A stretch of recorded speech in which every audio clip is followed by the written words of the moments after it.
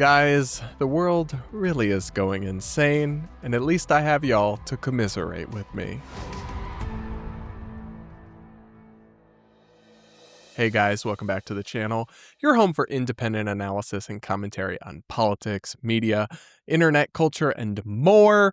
I'm going to go over some questions and insane confessions and comments I got from the channel members. Remember, that's the best way to support what we do here over on this channel because you guys send in interesting stuff after we talk about crazy topics. So I got a bunch of member comments and feedback about that TikTok therapist we covered who publicly bragged about how he doesn't want white people as clients, even though that's like insanely unethical and illegal.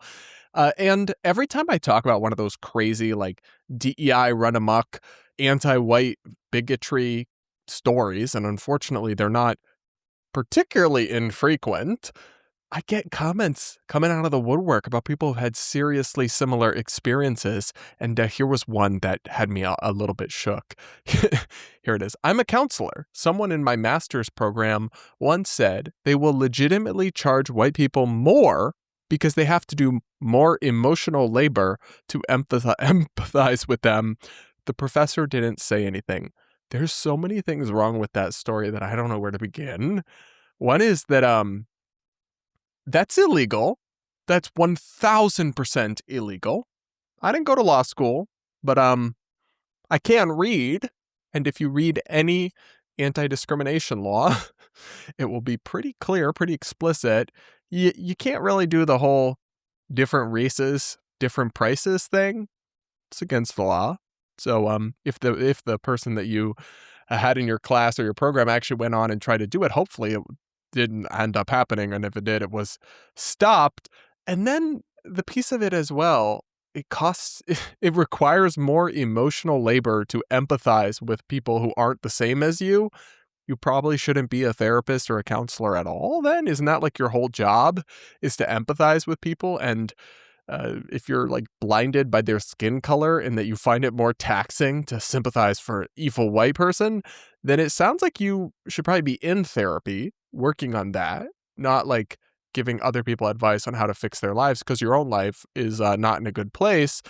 And also, like, setting aside the racial aspect of it, isn't it literally the job of a counselor or a therapist to empathize with people or sympathize with them who are different than them and are experiencing things you haven't personally experienced? Because that's going to be most things. What?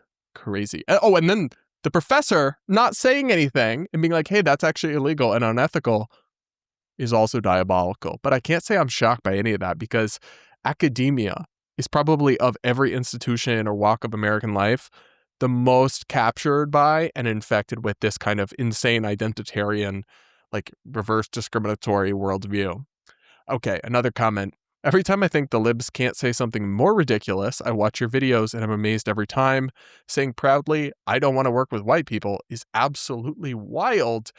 Yeah, I mean, it's not just like the libs, though like the ultra woke people give you a lot to work with, but I'm just regularly astonished by the lack of self-awareness that people have about what they're putting on the internet and how obviously and predictably it's going to backfire. I was taught as a kid, like, never put any, because I came up in a generation where the internet was a thing, even if computers and phones and everything were a lot more rudimentary than they are now. I was always taught, like, don't put anything on the internet you wouldn't want everyone to see forever because there's no takesy-backsies on the internet. But did they just stop teaching people that? Because, like, the amount of stuff that people put out there that's so obviously a bad idea to post and they just do it anyway. I don't know. It's astonishing, honestly. Another comment here about Mitch McConnell, who we discussed his absence, his almost month-long absence with an unexplained health issue.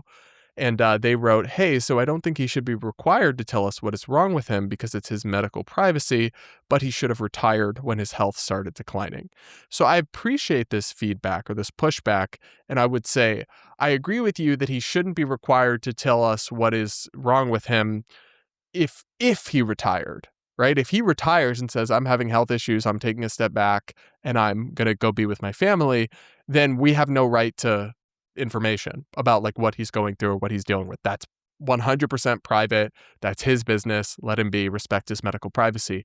But when you are a public official whose job it is to advocate for your constituents and represent them in the Senate, and who's collecting taxpayer dollars, and then you are absent, unexplained, then we do have a right to know what's going on. And you don't have a right to obfuscate that, because the same way that, like, I can't, a day laborer or a waitress who doesn't show up to their job has to have a real good excuse and might get in trouble anyway.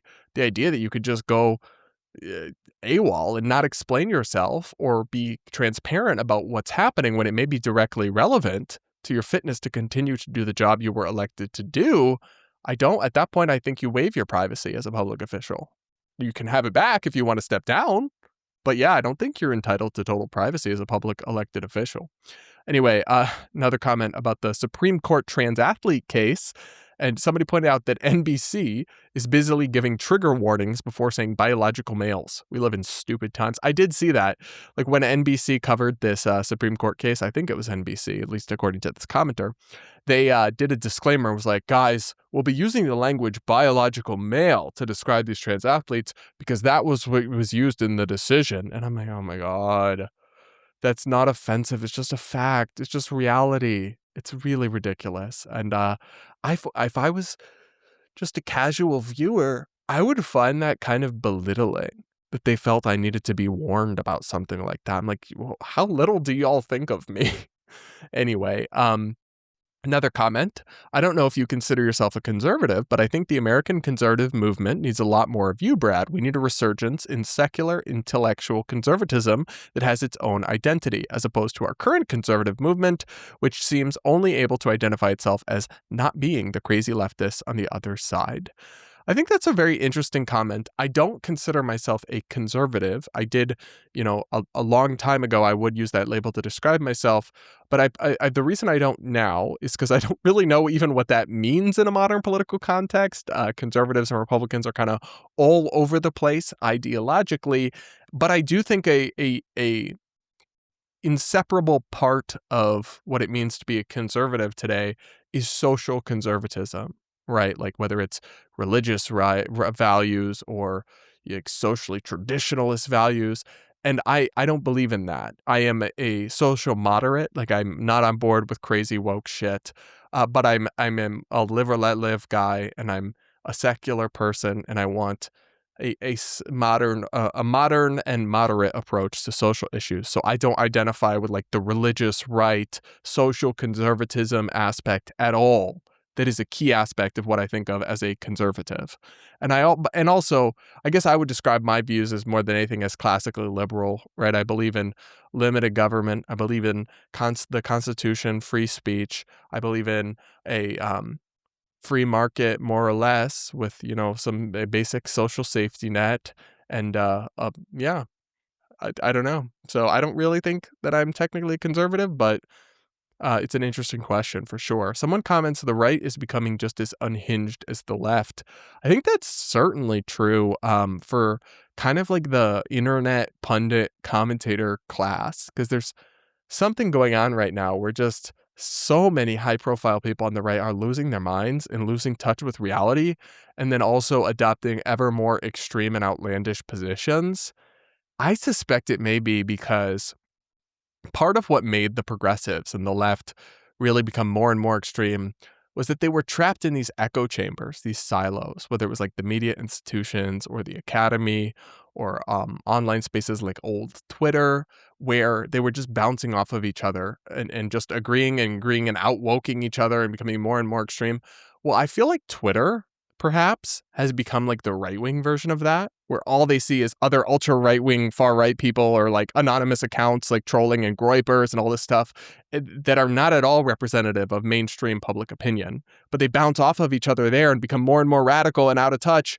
And because that's what they see in the post-Elon Twitter, because unfortunately, and I think this was a big mistake, most liberals and Democrats and like left-wing journalists and those types all fled the platform, and only some have come back. So they kind of ceded this platform to like very right-wing people, and then it became an echo chamber in its own right. And echo chambers make people more extreme and more out of touch, and maybe that's how people ended up losing their mind. But I do agree.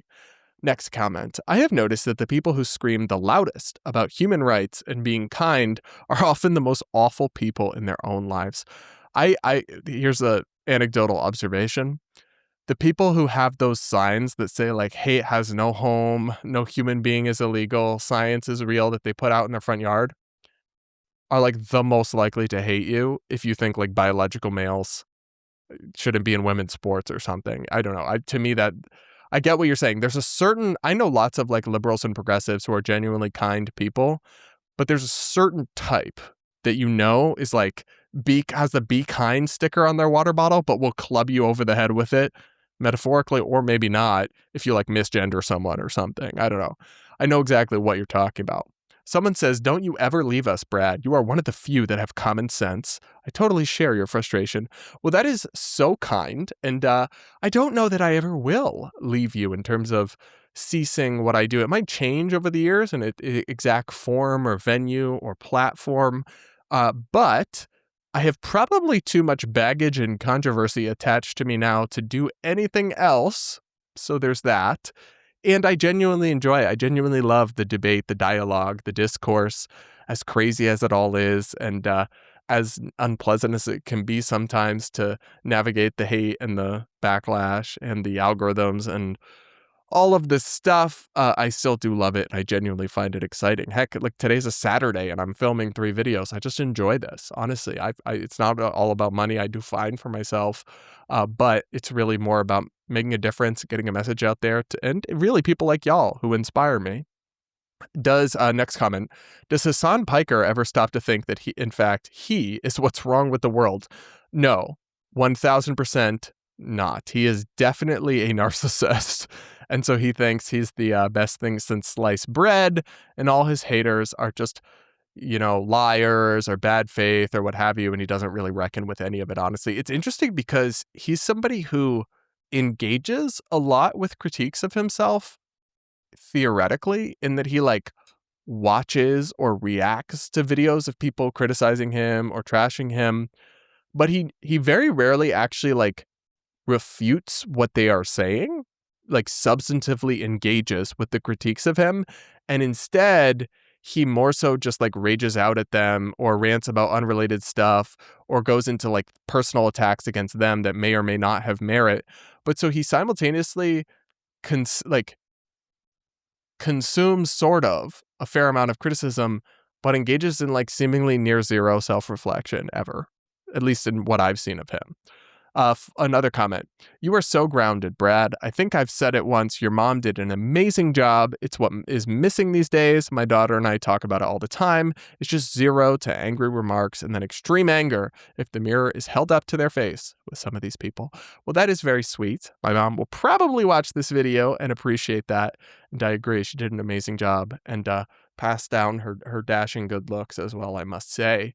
Somebody else wrote this comment. I've been watching you since COVID. You're literally the only person's opinion online I value. Keep it going, my man. Well, that is incredibly kind. I'm sure that there are other people who are worthy of your trust somewhere as well. But if you've been watching me since COVID, that's a little embarrassing because my content was not good. Like when you start anything, you're bad at it and you have to just do it over and over again, and you improve your production quality and your delivery and your cadence. And oh my God, if you go back and look at my earliest videos, they're awful. I really would like to private them, but I feel like that wouldn't be very honest of me. And it's all part of the journey, about how we got here. So thank you guys so much for sending in your comments and questions. If you're a member, drop your comments and questions down below that you want me to respond to in a future video. And do become a channel member if you haven't yet and you want to support me. Regardless, guys, thanks for being here. Thanks for watching. Hit the like button. We'll be back with more real soon.